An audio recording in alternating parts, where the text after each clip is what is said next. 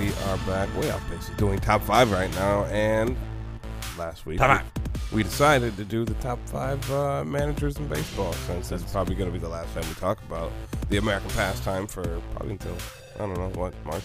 That, and because Mr. Tony La Russa was leaving. So, that being said, my number 5 manager, I'm going to go with John McGraw. He was the manager of the Baltimore Orioles in 1899, 1901 through 1902. Yeah, we saw him play. The New York Giants from 1902 to 1932. That's 30 years in a row at one team. It's pretty solid. Had a career record that was just under 600. Won 3 championships, 10 pennants. He was a player for 16 careers. Took over as a player manager in 1899. Became baseball's at the time, and still is one of the best managers. Finished a combined 815 games over 500 for his whole managing career. Oh, Jesus. That was in the National League, and he was one of the first to start the small ball that we know in baseball. This was during the dead ball era, and he was one of the first managers to use the hit and run and the sacrifice bunts. So he's a pioneer, basically. My number 5 is Sweet Lou. Sweet Lou Pinella, who hails from the University of Tampa. Just thought I'd squeeze that one in there. Pause. That's what she said. He finished his career 14th all time with 1,835 wins, 1 pennant, 1 World Series with the Reds in 1990.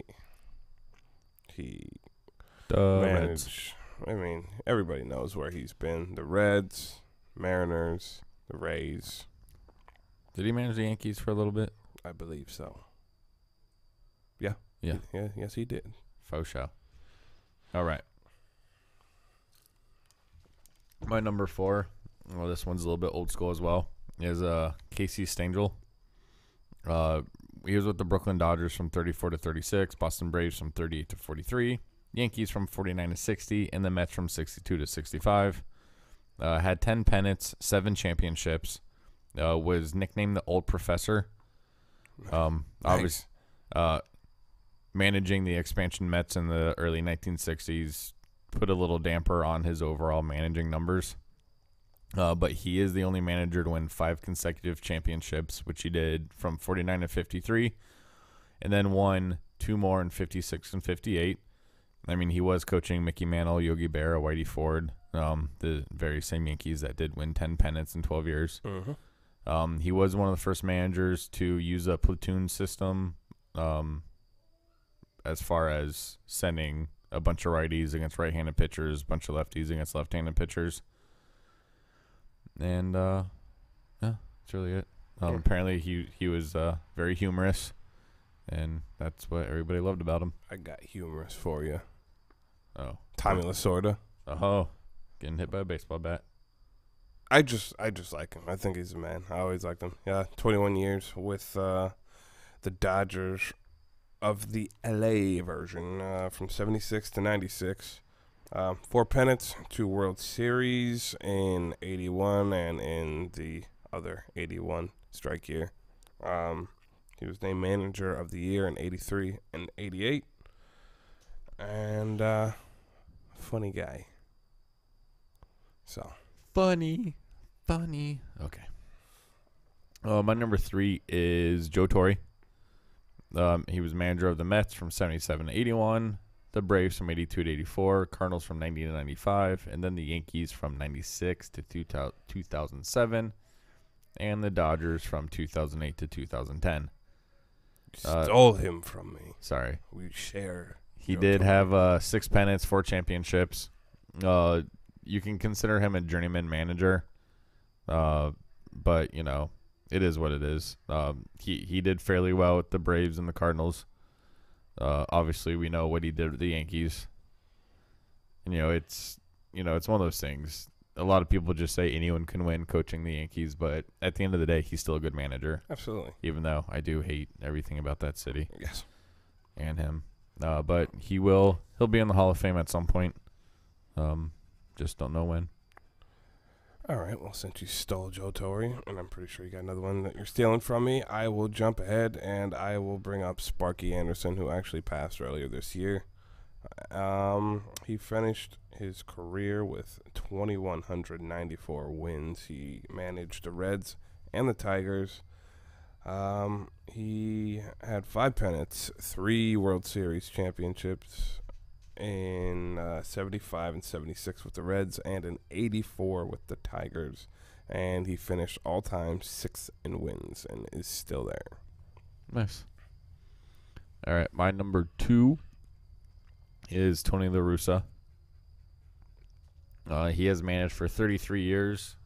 He was with the White Sox, the A's, and the Cardinals were the latest team. He was with the Cardinals from 96 to just a couple weeks ago.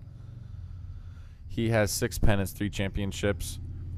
His record is one of the best among what was active managers as of about a week ago. He was the first manager to win more than 1 pennant in both leagues. 3rd all-time in wins, 2nd in games managed, and he has a law degree. Not that that really matters. But he is La Russa is no dummy.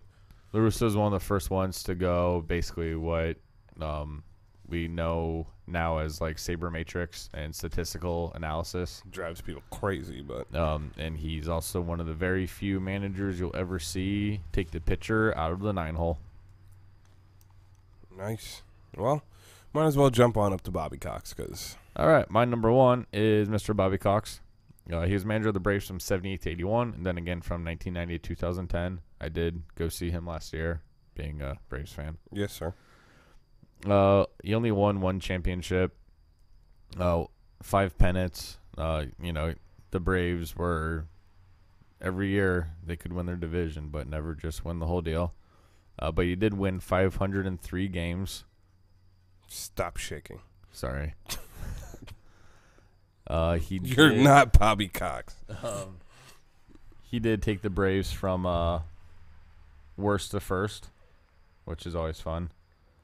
He also did that in Toronto, which I didn't know until I did a little research on him. And I honestly didn't even know he coached the Blue Jays. Yeah. I for some reason thought he managed the Yankees for a little bit, but I'm wrong. But again, he did lead the Braves to 14 straight division titles, which is pretty solid. I'd say, sir. Pretty solid. All right, top 5 for next week. Tell the fine people. I don't know why this popped in my head, but I decided we're gonna do the top 5 sporting venues. Any sport, don't matter, just stadiums, arenas that you just think are either extremely relevant or are just nice to look at. So Sounds good to me. yeah. All right. Well,